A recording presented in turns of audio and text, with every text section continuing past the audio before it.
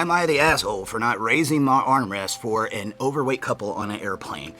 This is a topic I see a lot on the internet. I'm sure people will have their opinions on it, and this is a subject that hits close to home to me. And here in a little bit, I'll tell you why. So I'm going to read this, then I'll tell you my thoughts on it. Would love to hear your thoughts. Put it down below. And if you got a situation like this that you would like to talk about, maybe get it out in the open so where we can get conversation going. Guys, I believe conversation is definitely one of the most important tools and solutions to a lot of the problems we see in the world today. So stuff like this is very important. It's not just about making content. Everybody's different. There is a lot of different variety in the world, and that's what makes it interesting. We should celebrate that instead of putting it down. But this, again, is one of those conversations that can go many different ways, so let's get into it. I got to look over here to read it, and I'll be right back with you. This happened to me a few days ago, and I am still fuming. I boarded my flight in Group 2 and have United Plus as always. Usual routine, clean my window, seat space, organize my personal item under the seat, take my book out, headphones in, mask on, all is well. A few minutes later, I see two customers heading down the aisle. I don't pay them attention and just continue reading my book, except they are headed straight towards me, and they are clearly quite large, and there is no way in the world they are going to fit in these two seats, middle and aisle. But that is not my problem. So I continue minding my business. Immediately, the wife sits down. She asks, "Can you please put up the armrest?" My response with a smile, "No."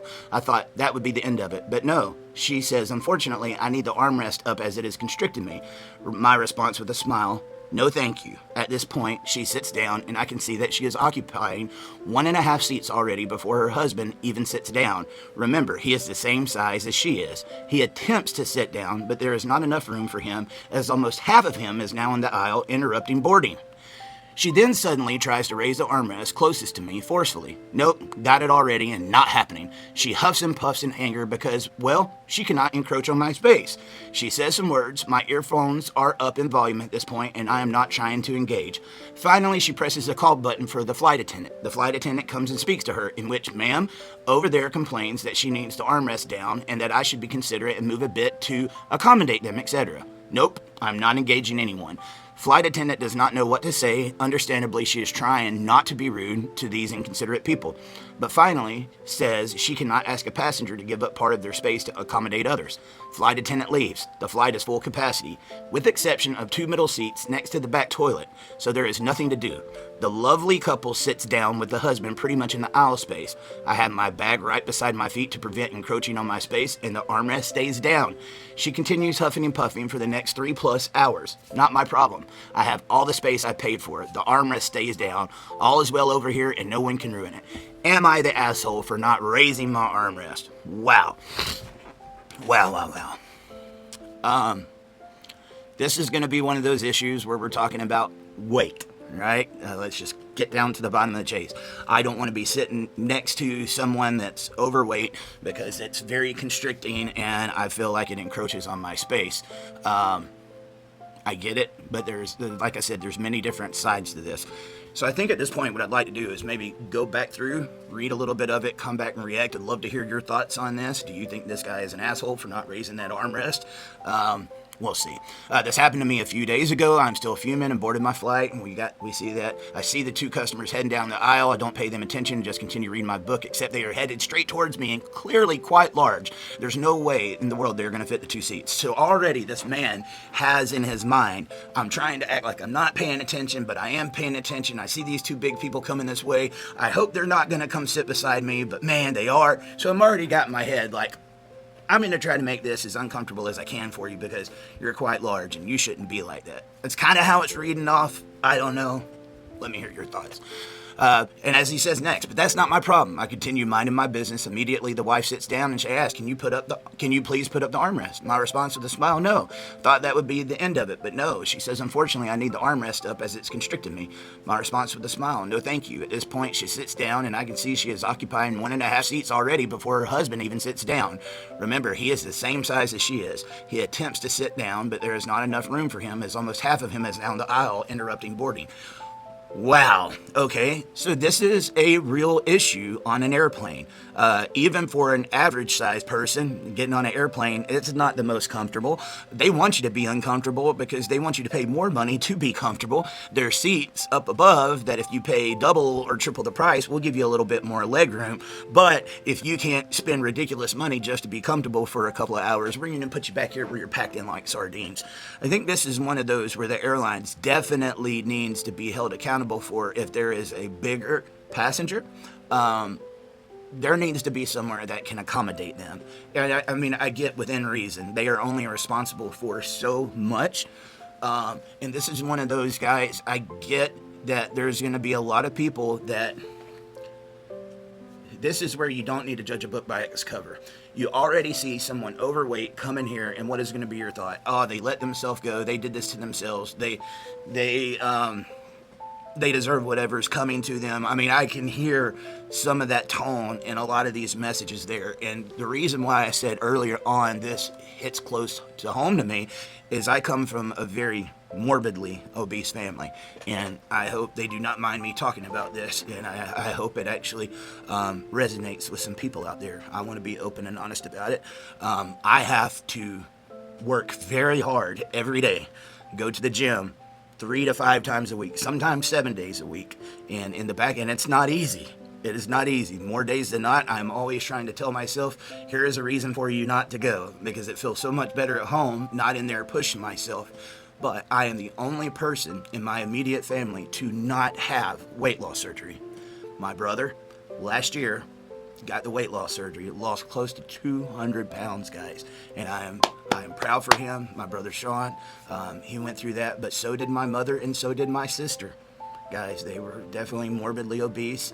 And I'm not going to go too far into that because they obviously felt shamed about it their whole life. My dad, even though he was 6'7" when he passed away, when he was younger, I think he was around 6'9", he was close to 400 pounds when he passed away.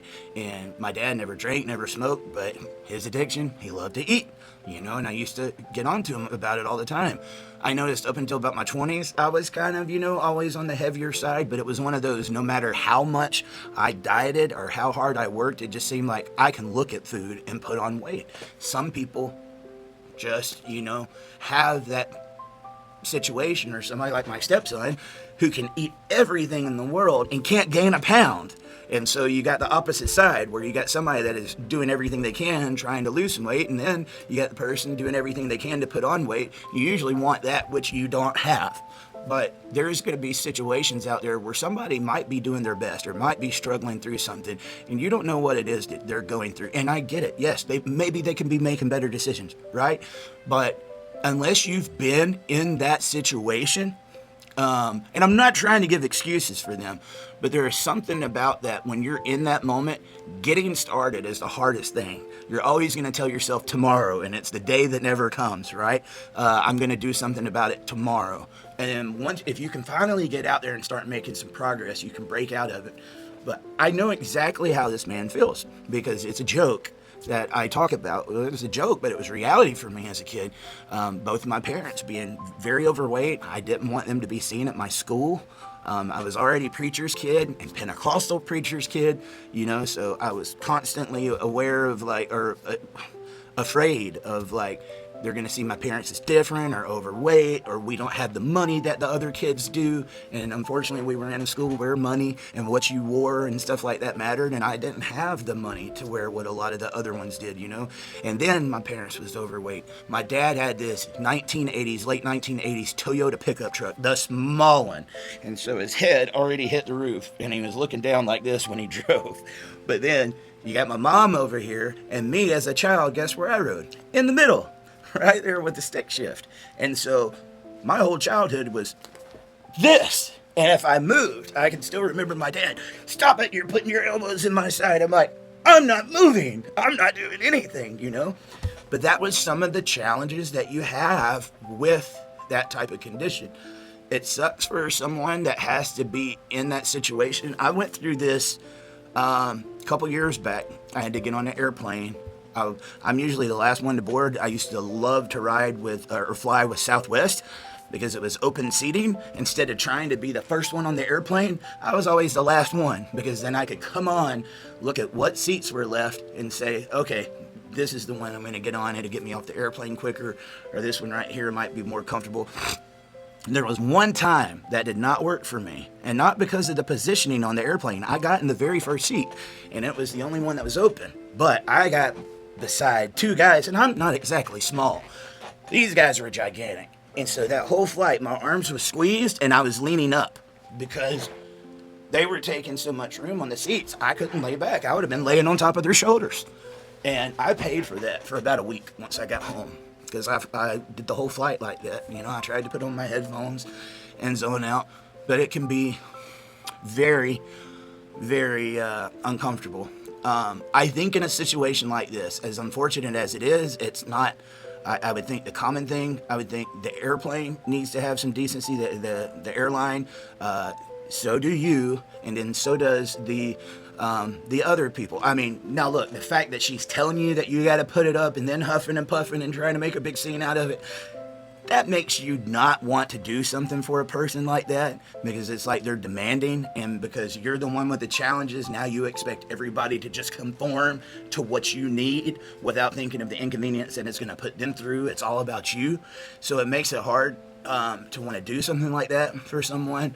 But at the same time, we just got to be realistic here. That seat can only fit so much ass. And if there's more ass than there is seat, and then you've got other customers on there, you got to find out something. If there was 2 more open seats, can we shift some people around so that these 2 people could have 2 seats, 1 for each cheek?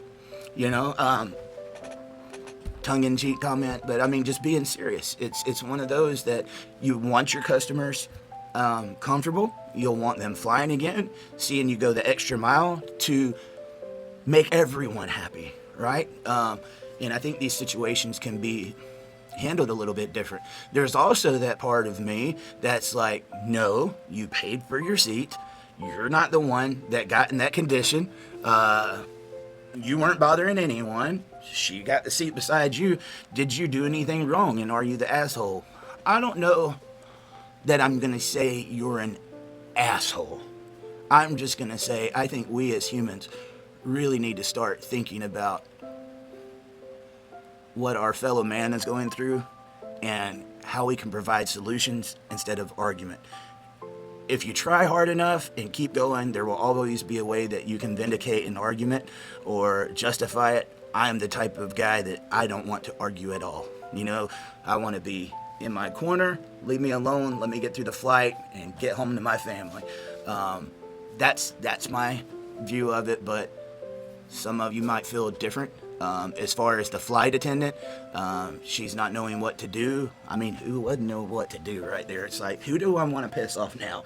Do I want to piss off the guy that's saying this is his seat and that he paid for it and that he shouldn't have to put up his armrest? Or do I want to say something to these people and then get accused of body shaming? Let's be honest. That's what's going to happen in 2026, in 2025, and 2026. What does the world do? Oh, you're that person that is offending them. You said the wrong thing. You're body shaming. You're well, never mind. You're just one of those people, right? And those type of people lose their jobs. They lose their reputation. They lose everything. So, yeah, understandably, that flight attendant was probably like, F me, why me, of all days? Like, how do I fix this situation? The best thing is try to understand each other. Let's come up with a solution, make the best of it, because guess what? We're here now. And the more time that we spend talking about this, the more miserable we're going to be, and the longer it takes for all of us to get home, which is the real goal, right? Let's get home, and then this flight doesn't matter anymore. That's my thoughts. Let me know what you'd like to hear us talk on next, and let me know what you think below.